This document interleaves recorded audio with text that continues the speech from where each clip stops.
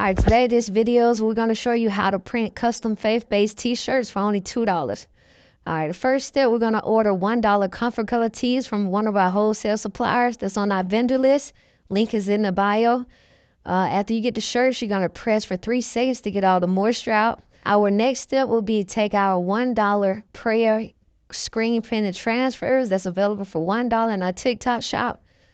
We're going to take them out the package, follow the directions that's on the back, center it 3 inches from the collar.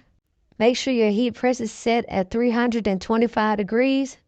And after placing it, we're going to press for 8 seconds with firm pressure. Once it's done pressing, you're going to make sure you immediately peel the custom transfer. Don't let it cool off or it might stick. And that's it. These shirts sell from $15 and up. And this is a great way for you to grow your t-shirt printing business. And that's it for today. Be sure to hit the subscribe button and follow us for more free game.